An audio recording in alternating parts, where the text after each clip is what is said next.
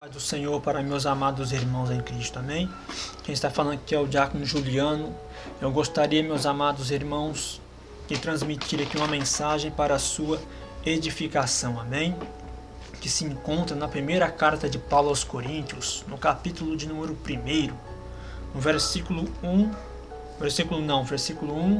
e 10, versículo 10 e 11, quer dizer, antes de eu começar a transmitir, eu gostaria que você divulgasse ela, que você compartilhasse ela com seus amigos, com seus irmãos, com seus conhecidos, com seu vizinho, com seus amigos que você tem nas suas redes sociais, no seu Facebook, no seu Instagram.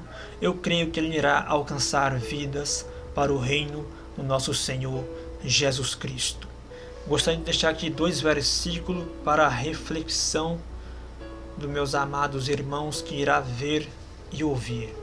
Diz assim a palavra do Senhor. Em primeira carta de Paulo aos Coríntios, no capítulo 1, versículo 10 e o versículo 11.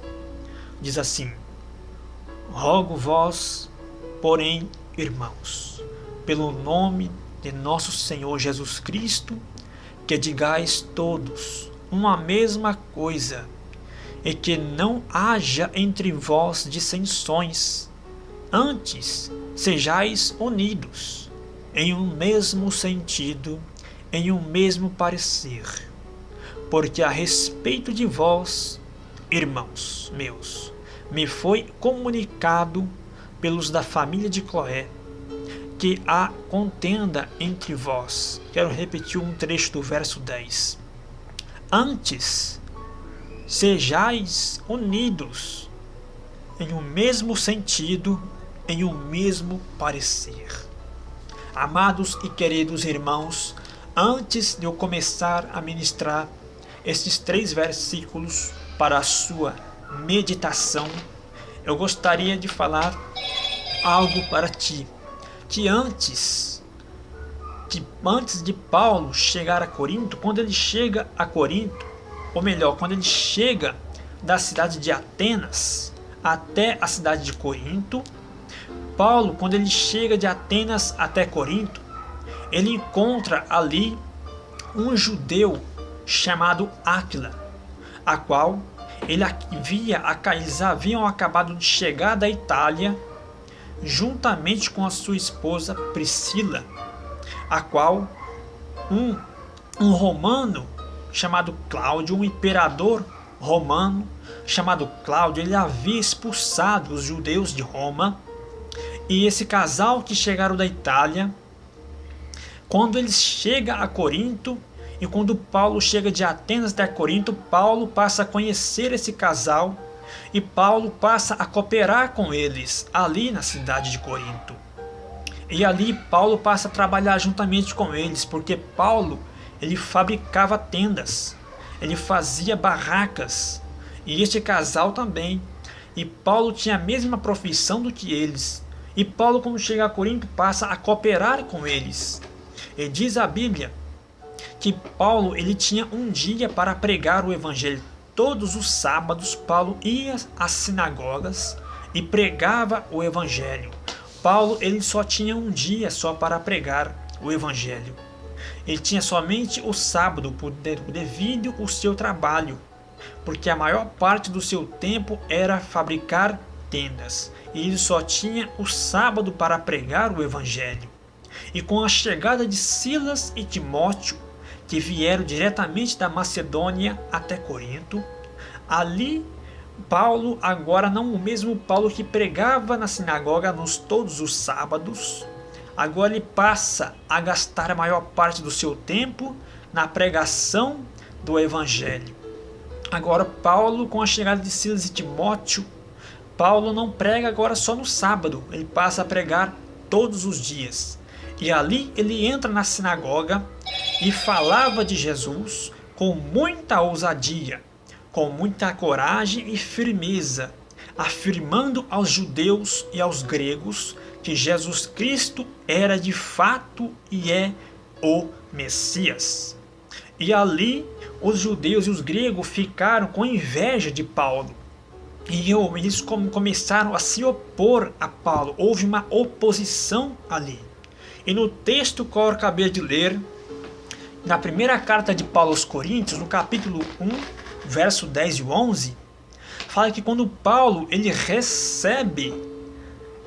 ele mandou essa carta, ou melhor, ele não recebe, ele mandou essa carta para a igreja de Corinto, porque ele ficou sabendo, através da família de Cloé, a qual havia informado Paulo a respeito da igreja, que a igreja de Corinto ela não estava bem, a qual Cloé, que ele havia ganhado para Cristo Jesus Cristo e a sua família, que ele havia ganhado, essa família informa Paulo que a igreja de Corinto ela não estava bem. A igreja de Corinto ela não estava em ordem. A igreja de Corinto havia alguns problemas na igreja de Corinto e que ela não estava em ordem. Já não havia uma ordenância dentro da igreja. E a própria palavra do Senhor nos fala na primeira carta de Paulo aos Coríntios. Olha só o que ele disse no capítulo 14, no verso 33. Ele diz que Deus não quer que nós vivamos em desordem. A igreja de Jesus Cristo, ela tem que haver uma ordenância, porque a obra de Deus, ela não é feita relaxadamente. A obra de Deus, ela é feita com ordem e decência, de uma forma ordenada e decentemente. E quando Paulo ele ficou sabendo que a igreja, porque estava havendo os problemas na igreja de Corinto, o que estava acontecendo na igreja de Corinto? A igreja de Corinto ela estava dividida. Agora eu faço uma pergunta para ti, meu amado irmão e irmã. Qual é o líder que lidera uma congregação, um pastor que abre uma congregação que com tanta dificuldade, que ora quase a vida toda pedindo a Deus condições e abrir uma porta para dirigir uma congregação?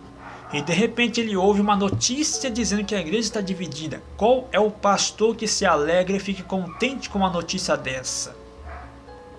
Aqui a igreja estava dividida de Corinto. Não havia mais união na igreja. O povo não havia mais união entre os cristãos de Corinto. O povo estava totalmente dividido. Não havia mais aquela comunhão abençoada. Não havia mais aquela união. Salmo de número 133. Lembra que o salmista disse no verso 1? Ele disse: quão bom e quão suave é que os irmãos vivam em união. A igreja de Corinto já não tinha mais união. A igreja de Corinto já não tinha aquela comunhão abençoada. Na igreja de Corinto, os irmãos já não tinham aquela intimidade de irmãos para irmãos. Isto está acontecendo nos dias atuais de hoje que estamos vivendo. A igreja de Jesus Cristo, infelizmente, em muitos lugares, não estou falando de uma forma geral, em muitos lugares estão divididas. Não há mais união na casa do Senhor. Não há mais união na igreja. O povo está dividido. E diz a Bíblia Sagrada, meus amados irmãos, aqui onde eu acabamos de ler, que além de Paulo ficar sabendo que a igreja estava dividida, e quando ele ouve isto, ele aconselha aos irmãos de Corinto, dizendo assim: olha, sejais completamente unidos em uma só intenção, em um só objetivo, em um só propósito. Amados e queridos irmãos, a igreja ela é um corpo. A igreja de Jesus Cristo ela é um organismo, ela é um corpo. Um corpo ele é composto por membros. Dentro de um corpo de uma pessoa há vários órgãos. Eu vou citar alguns aqui. Um exemplo: o fígado, o pulmão, o rim e todos os órgãos, o coração, eles trabalham a favor de uma alma. Todos os órgãos dentro do corpo de uma pessoa trabalham em conjunto. Assim é a igreja. O povo tem que trabalhar em conjunto, porque é um corpo. A igreja ela é um corpo em Cristo Jesus Cristo. E o corpo de Cristo não pode estar dividido. Eles têm que estar unidos. Não pode haver divisão na casa do Todo-Poderoso. amado e querido irmãos, e além de Paulo ficar sabendo que a igreja estava dividida, e outra, além de ele ficar sabendo que a igreja que ele mesmo fundou, que ele mesmo abriu o trabalho em Corinto, ele mesmo foi o fundador dessa igreja, a igreja de Corinto. Paulo, além de ele fundar na igreja de Corinto, ele permaneceu um período de 1 ano e 6 meses. Vocês podem notar aí na sua casa, Atos 18, você vai ver que Paulo ele permanece no período de 1 ano e 6 meses na igreja de Corinto. E dali ele parte e continua a sua trajetória missionária, a sua viagem missionária. E aqui, além de Paulo ficar sabendo que a igreja estava dividida, e também estava havendo contenda dentro da igreja. Na igreja de Corinto, estava havendo contenda dentro da igreja. Por que a igreja de Corinto estava dividida, irmão Juliano? Por causa da contenda. A contenda provocou uma divisão. A contenda, ela provoca uma divisão na igreja. Porque aqui nesta época, aqui na igreja de Corinto, havia 3 grupos, se não me falha a memória. E entre esses 3 grupos havia um líder, um cabeça. E o que acontecia aqui? Nesses 3 grupos havia um líder.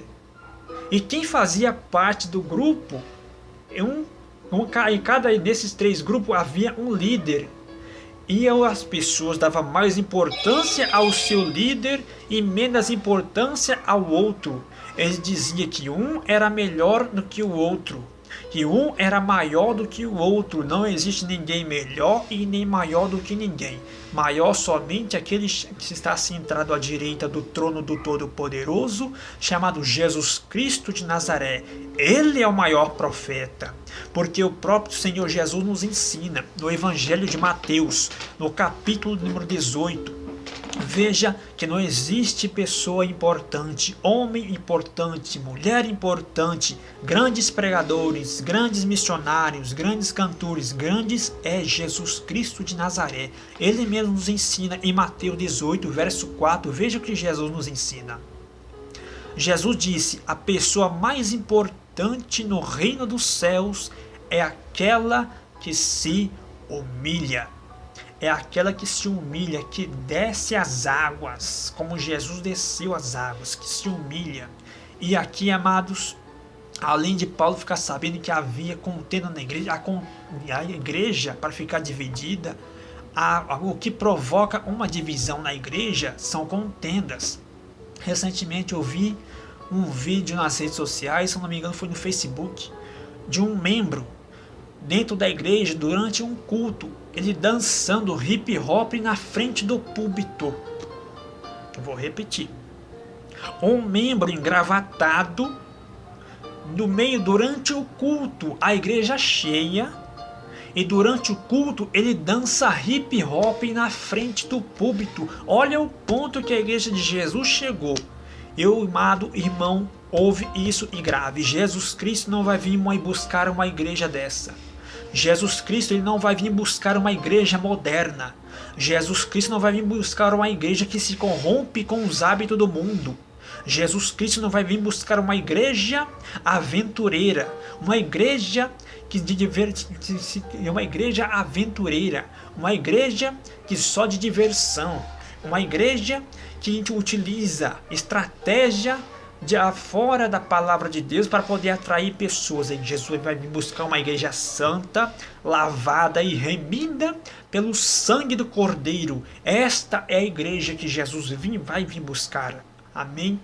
Amado irmão, divulgue esta mensagem e eu creio que ela vai alcançar pessoas para o reino do nosso Senhor e Salvador Jesus Cristo. E torno a repetir como eu falei no início, divulgue ela, coloque o seu like, compartilhe nas suas redes sociais e eu creio que almas vai ser alcançada para o reino do nosso Senhor e Jesus Cristo. Eu quero deixar aqui uma mensagem para os missionários, pastores, missionárias que lideram uma congregação. Não permita que isso entre dentro da igreja.